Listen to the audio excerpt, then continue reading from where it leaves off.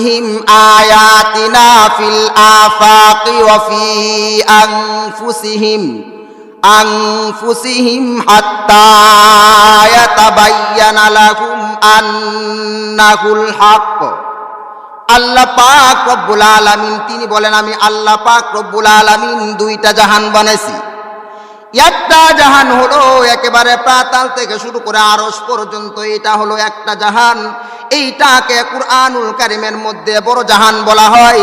এবং দ্বিতীয় জাহান হলো মানুষের মাথা থেকে, মানুষের মাথার তালু থেকে শুরু করে একেবারে পায়ের তালু পর্যন্ত, এইটা হলো ছোট্ট জাহান।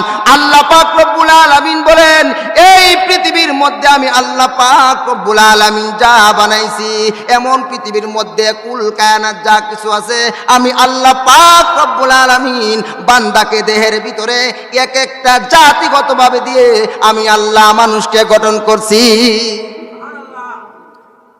এইটা হলো বড় জাহান, একেবারে পাতাল থেকে শুরু করে আরশ পর্যন্ত। আরেকটা ছোট্ট জাহান আল্লাহ পাক রব্বুল আলামিন বানাইছে মানুষের তালা থেকে শুরু করে, মাথার তালা থেকে শুরু করে একেবারে পায়ের তালা পর্যন্ত। এটা হলো ছোট্ট জাহান। এখন আমরা এগুলাই নিয়ে কি করব? একটু গবেষণা করব যে বড় জাহানের মধ্যে যা আছে, আবার আমার জেহের মধ্যে আল্লাহ পাক তা বানায় দিছে। এগুলি নিয়ে সবসময় কি করা? গবেষণা করা, চিন্তা করা। আর আল্লাহকে নিয়ে যদি কোনো ব্যক্তি গবেষণা করে, তাহলে সে নাস্তিক হয়ে যাবে। কি হয়ে যাবে?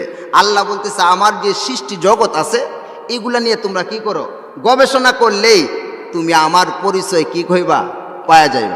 আমাকে পাওয়ার জন্য তোমার লন্ডন যেতে হবে না, আমাকে পাওয়ার জন্য তোমার আমেরিকা যেতে হবে না, আমাকে পাওয়ার জন্য তোমার সৌদি আরব যেতে হবে না, আমাকে পাওয়ার জন্য তোমার কানাডা যেতে হবে না, আমাকে পাওয়ার জন্য তোমার ভারত যেতে হবে না।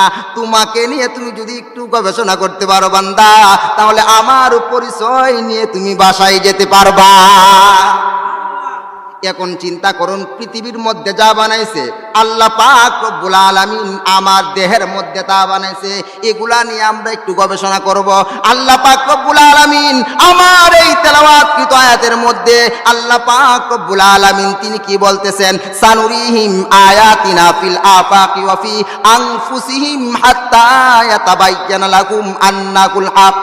আনফুস দিয়া হলো একটা জাহান। এরকম ভাবে আল্লাহ পাক রব্বুল আলামিন এই যে পৃথিবীর মধ্যে যা বানাইছে, আল্লাহ পাক রব্বুল আলামিন আমার দেহের ভিতরে তা বানিয়ে দিয়েছে।